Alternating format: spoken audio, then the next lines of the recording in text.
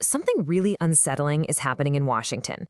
We're seeing all these events that, on the surface, seem totally disconnected.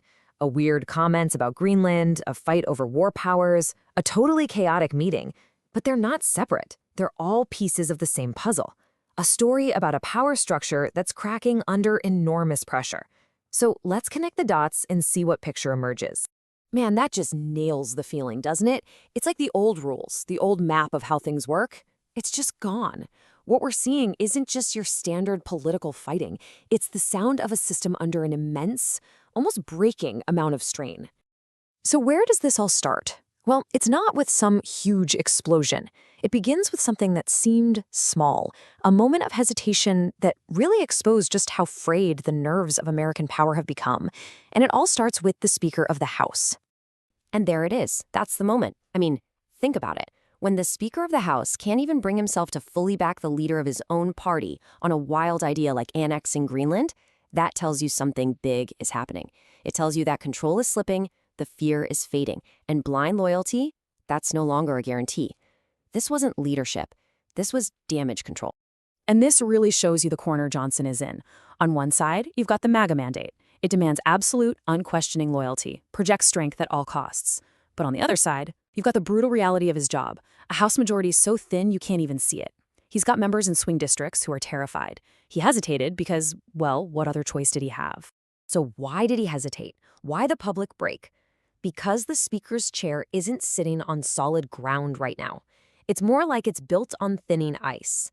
And that hesitation was a direct symptom of these incredible pressures just building and building right under the surface. Zero. I mean, just look at that number. Zero.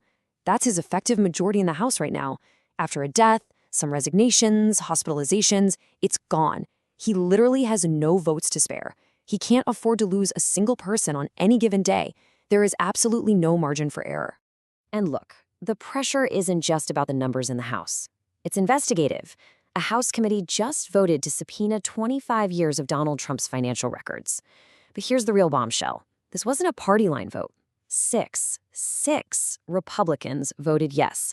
For Speaker Johnson, that's a massive warning sign that the old loyalty pact is starting to crumble. And it's not just a few cracks. They're spreading everywhere. We're seeing what looks like an open rebellion.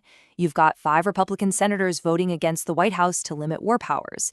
You have guys like Thomas Massie who aren't just whispering their concerns anymore, they're broadcasting them. And the response from the top to all this pushback? According to reports, it's just rage, profanity, and threats. Okay, so you've got all this pressure building up inside, right? The party is fracturing, the majority is gone. Well, this is where things start to get really dangerous. History shows us time and time again that when leaders with authoritarian tendencies feel their grip slipping at home, they often look for a fight abroad to change the subject and rally support. And what do you know? That's exactly what we started hearing. Suddenly, there's all this talk about annexing Greenland, ramping up military options in Venezuela, floating these wild ideas about Panama and Cuba.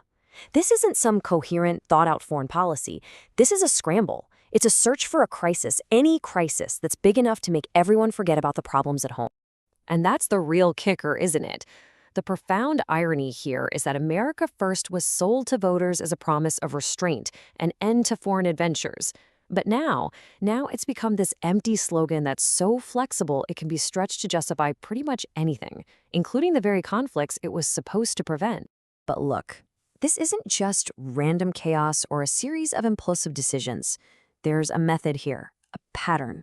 It's a strategy designed to bypass the normal rules and institutions that are supposed to act as checks on power. It's a playbook. So here's how the playbook works. Step 1, you run into resistance from your own party. Congress won't do what you want. So, step 2, you declare a national emergency. We saw this happen with the executive order about Venezuelan oil. That's the key move because it lets you claim you have to act fast, which leads to step 3, bypassing Congress altogether. And finally, you control the story by saying anyone who opposes you is a threat to national security. It's a simple formula because emergencies change all the rules. And this playbook, this logic, it isn't just for what's happening overseas. It's being used to attack any institution that gets in the way. Any form of oversight. We've seen it play out in courtrooms with attacks on the entire judicial system. It's a consistent assault on the very idea that anyone should be allowed to hold power accountable. And if you want a perfect example of this obsession with spectacle over actual substance, Just picture this scene. There's a critical meeting happening at the White House. Oil executives are there. They're supposed to be talking about global energy, sanctions, geopolitics. The stakes could not be higher. The cameras are on. And right in the middle of this crucial discussion, he just stood up to go look at the ballroom. Seriously, he just abandoned a critical policy meeting on live TV because he felt like it. I mean, it was so bizarre, so completely indefensible that even Fox News had to cut its own live feed. Think about that. So when you put all of this together, the rebellion inside the party, the aggression overseas, the attacks on institutions, the focus on pure spectacle, you have to ask yourself, where is this all headed? What happens when a system gets pushed this hard? So what's the end game here?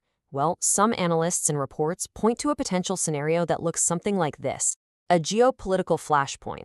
But pay very close attention to the language: law enforcement action. That phrasing is not an accident. It's the whole game. It's a legal loophole designed to sidestep Congress's constitutional power to declare war and turn a military invasion into something the White House can claim it had the right to do all on its own. And what would happen next? Well, the world wouldn't exactly be cheering. The reaction would be immediate and deeply divided. You'd have this huge chunk, 40%, from rivals like China and Russia just condemning it outright. Then you'd have our own allies in Europe and Latin America, another big slice, desperately calling for de-escalation. Real support would be tiny. An action like this doesn't project strength, it creates isolation.